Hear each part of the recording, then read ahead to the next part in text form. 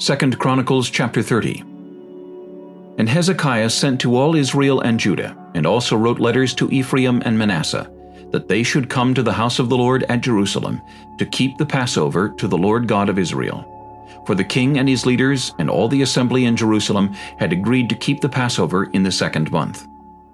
For they could not keep it at the regular time, because a sufficient number of priests had not consecrated themselves, nor had the people gathered together at Jerusalem. And the matter pleased the king and all the assembly. So they resolved to make a proclamation throughout all Israel, from Beersheba to Dan, that they should come to keep the Passover to the Lord God of Israel at Jerusalem, since they had not done it for a long time in the prescribed manner. Then the runners went throughout all Israel and Judah with the letters from the king and his leaders, and spoke according to the command of the king. Children of Israel, return to the Lord God of Abraham, Isaac, and Israel.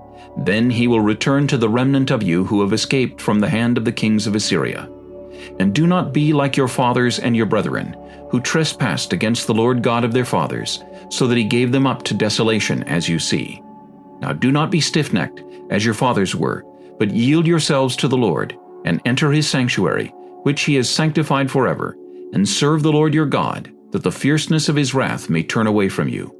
For if you return to the Lord, your brethren and your children will be treated with compassion by those who lead them captive, so that they may come back to this land.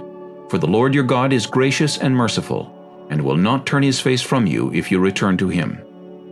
So the runners passed from city to city, through the country of Ephraim and Manasseh, as far as Zebulun, but they laughed at them and mocked them.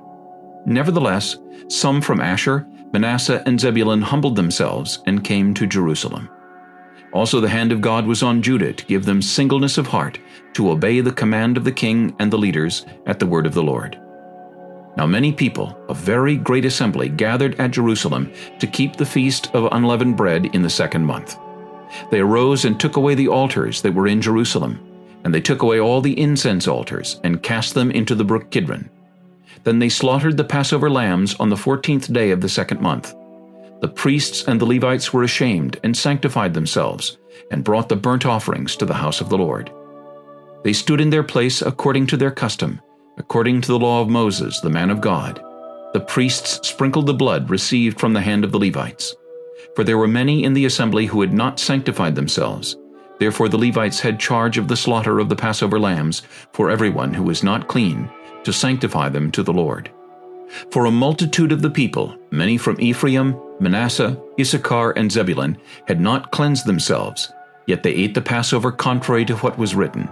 But Hezekiah prayed for them, saying, May the good Lord provide atonement for everyone who prepares his heart to seek God, the Lord God of his fathers, though he is not cleansed according to the purification of the sanctuary. And the Lord listened to Hezekiah and healed the people. So the children of Israel who were present at Jerusalem kept the Feast of Unleavened Bread 7 days with great gladness. And the Levites and the priests praised the Lord day by day, singing to the Lord, accompanied by loud instruments. And Hezekiah gave encouragement to all the Levites who taught the good knowledge of the Lord. And they ate throughout the feast 7 days, offering peace offerings and making confession to the Lord God of their fathers. Then the whole assembly agreed to keep the feast another 7 days, and they kept it another 7 days with gladness. For Hezekiah king of Judah gave to the assembly 1,000 bulls and 7,000 sheep, and the leaders gave to the assembly 1,000 bulls and 10,000 sheep, and a great number of priests sanctified themselves. The whole assembly of Judah rejoiced, also the priests and Levites, all the assembly that came from Israel, the sojourners who came from the land of Israel, and those who dwelt in Judah. So there was great joy in Jerusalem, for since the time of Solomon the son of David, king of Israel, there had been nothing like this in Jerusalem.